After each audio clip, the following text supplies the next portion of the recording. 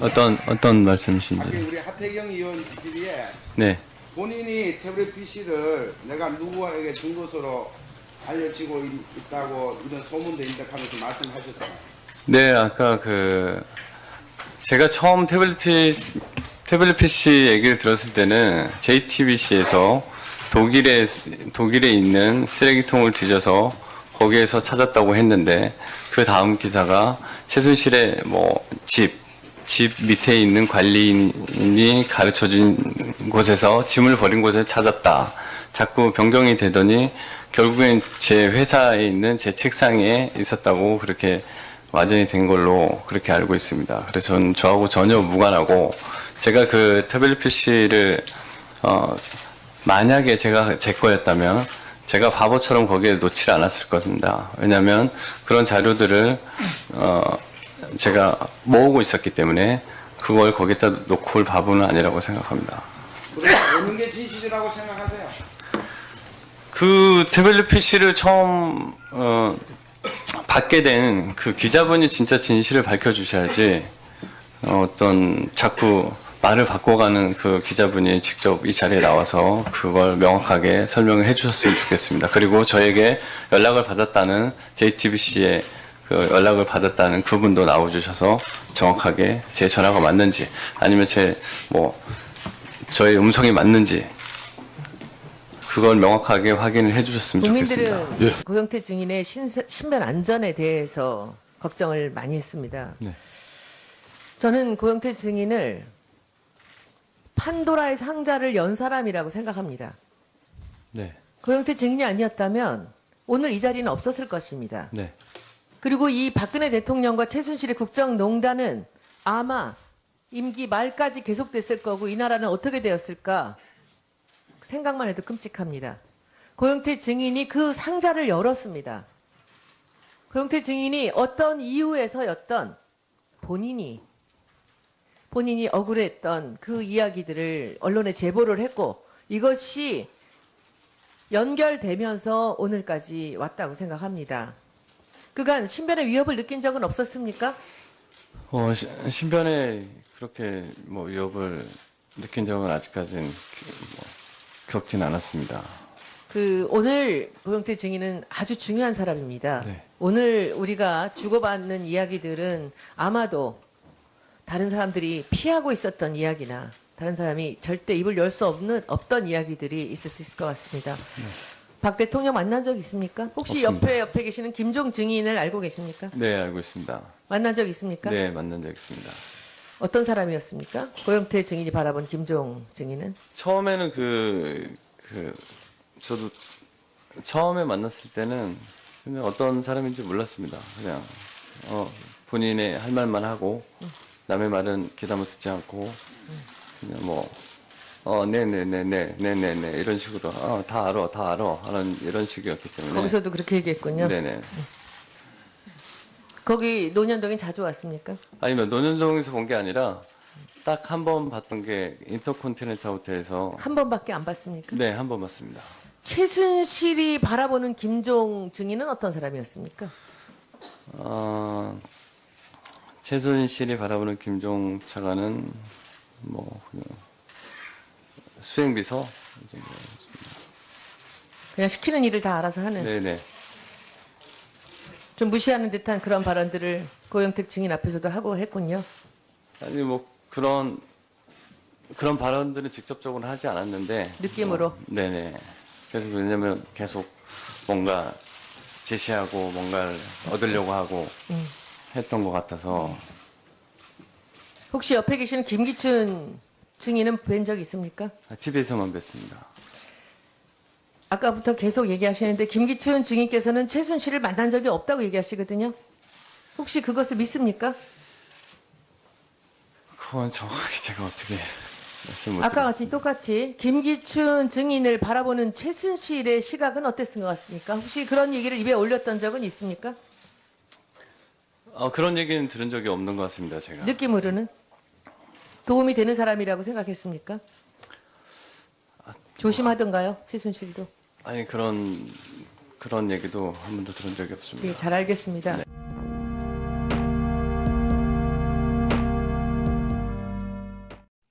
오늘 또 알게 된 건 여당 쪽하고 저를 배신했던 애들 쪽하고 어떤 커넥션이 닿아서 어떤 스토리를 짠다는 얘기 들었어요. 그래서 고영태 뭐 위증 스토리를 만들겠지.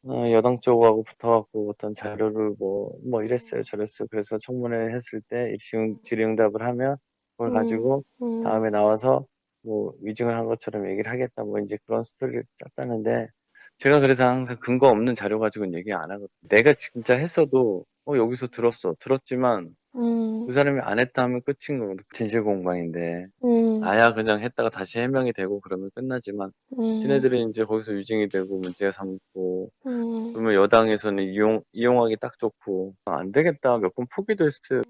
얘기를 해도 사람들이 이렇게 몰아가는데 과연 누가 믿어줄까? 우리들 얘기하면 미친놈이라 할 거야. 아, 왜 누가 저 강남 아줌마가 대통령이랑 그럴까? 이성한 대표하고도 그랬어요. 시간이 지나서 우리 모여서 얘기하면은 참 이런 게 있었어. 참 그걸 믿어주지 않지만 우리들만 아는 세상 얘기만 하고 그냥 끝나겠지. 요즘 추세가 얘기하는 놈만 더 당하는 추세구나. 똑같구나. 박근영 과장이 사람들한테 이용당해서 결국엔 지가 나중에 피해볼 수도 있는데 누구한테 이용당하고 있대요, 지금은?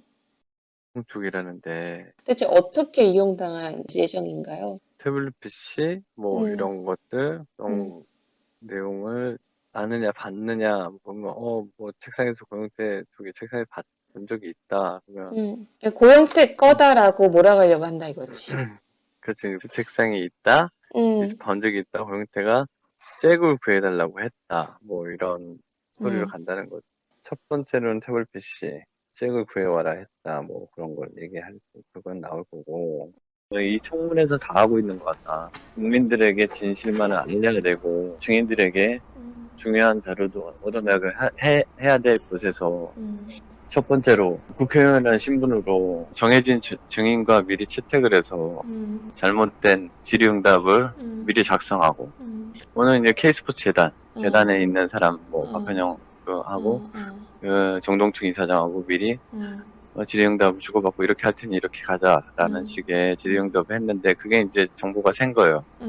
그래서 이제 그거는 알고 있었고 나 이렇게 질문하면 이렇게 답을 하겠다고 미리 정해놓고 가는 게 그게 국민들을 희롱하는 거지. 그건 그게 무슨 어떻게 알게 되셨어요, 그거는?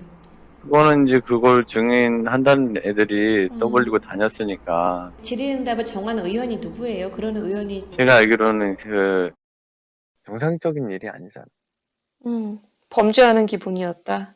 아니 범죄 맞잖아. 범죄 맞고 이건 너무 거대한 힘이구나. 내가 할 수가 없구나. 그렇기 때문에 알리는 거고 빨리 알리지 못하냐면 시기적으로 맞지 않다는 얘기도 들었고 너가 혼자 했을 땐 뒤집어 쓴다. 다른 뒤집어 써서 억울하게 연탄가스 마시고 죽은 애들 안 봤냐. 그런 꼴이 돼버린다. 그렇게 억울하게 만들어버린다는 거지. 처음에는 계속 차은택에 대해서 얘기를 했어. 문제가 있다고. 이런 거는 나중에 문제됩니다. VIP한테 문제됩니다. 얘기했는데 출시할 때. 그러니까 문제된다고 하는데 내가 그걸 하겠냐고.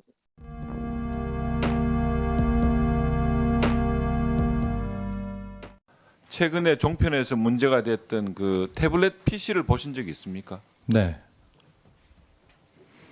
그 말씀은 그 태블릿 PC가 이번에 종편에서 문제가 됐던 그 PC가 맞습니까? 그건 저도 확실하게는 모르겠습니다. 근데 제가 봤던 PC가 종편에 공개됐던 PC라고 그 추정을 하는 이유는 그 태블릿을 고영태 씨가 이제 들고 다녔었고 저한테 충전기를 사오라고 시켰었습니다. 그래서 제가 충전기 아무거나 꽂으시면 되지 않냐 얘기를 했더니 그 충전기가 아니다. 그 일반 충전기가 아니다. 그러면서 보여주길래 그거에 맞는 충전기를 사오라고 저한테 했었고요. 옛날 구형이었다. 네, 그래서 보니까 그 핀이 예전 거였고요. 예. 그래서 그걸 사오겠다 했는데 제가 그걸 못 사갔습니다. 그래서 고용태 씨가 그걸 가지고 저한테 핀잔을 좀 했고 그런 관계로 제가 그거를 좀 알겠습니다. 기억을 하는. 네. 예. 그 우리 박근영 증인은 고영태하고는 상당히 친분이 있으신 분 아닙니까? 근데 그 고영태 씨는 지난번 청문회에 나와서 자신은 그 태블릿 PC의 존재를 모른다고 얘기를 했습니다.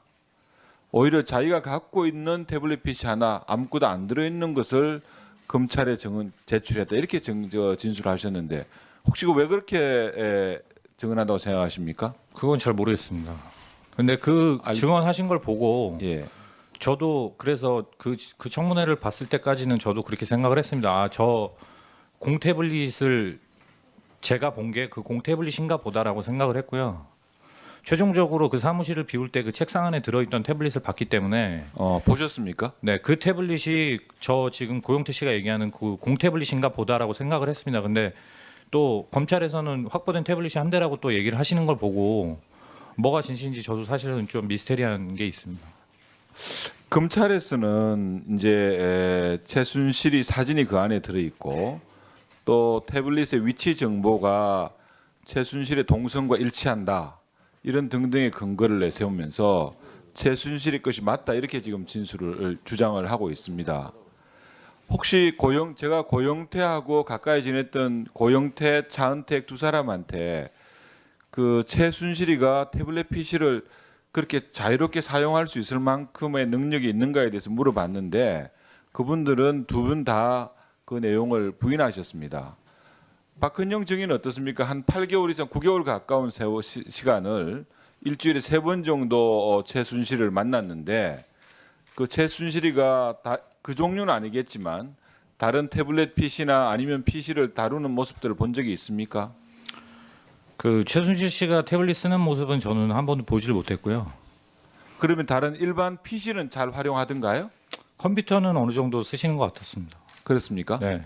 예. 그러면 그 태블릿 PC를 갖고 다니거나 그것을 쓰고 있는 모습은 못 봤다 이 말씀이죠? 그건 못 봤습니다. 예. 제가 사실은 이분의 질의를 하는 것은 이 태블릿 PC에 대한 질의를 하게 되면은 많은 분들이 전화번호가 공개돼 가지고 뭐 욕설 문자를 포함해서 이게 옵니다. 제가 생각하는 거는 우리가 이 자리가 최순실의 국정농단이 하나의 사실로서 점검을 하듯이 거기서 시작이 됐다고 얘기하는 스모킹건이라고까지 얘기하는 그 태블릿 PC의 진실도 무엇인지를 우리가 정확하게 알고 그것을 역사 속에 기록하는 것이 저는 그 책무라고 생각하기 때문에 그 부분에 대해서 계속 질의를 해보는 겁니다.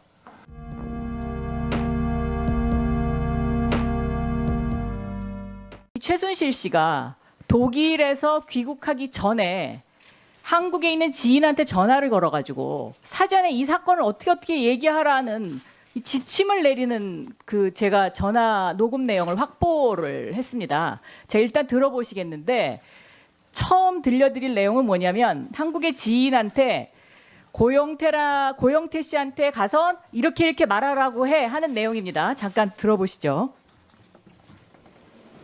그리고 그 나랑 어떻게 알았냐 그러면 가방 관계비를 납품했다고 그러지 말고 옛날에 뭐 이렇게 지인을 통해서 알았는데 그 가방을 발레밀론가 몰라 그걸 통해서 왔고 그냥 체육에 관심이 있어서 그 지인이 알아서 이렇게 연결돼서 내가 많은 도움을 사실 보험기획도 뭐고 이렇게 저기 보험기획은 얘기를 하지 말고 다른 걸 좀 해가지고 이렇게 할래다가 좀 도움을 받으려고 했는데 도움을 못 받았다 이렇게 나가야 될 것 같아요. 자, 또 이렇게 지시하는 내용이 하나 또 있습니다. 이거는 이제 이성한이라는 사람이 배신을 했으니까 이렇게 얘기하라 이런 내용입니다. 틀어주세요. 큰일 났네. 그러니까 그한테 정신 바짝 차리고 걔네들이 이게 완전히 그 조작품이고 얘네들이 이거를 이거 훔쳐가지고 이렇게 했다는 걸 몰아야 되고 이성원이도 아주 그 기획적으로 하고 돈도 요구하고 이렇게 했던 저걸로 해서 이걸 하지 않으면 우리를 안 시키면 다 죽고.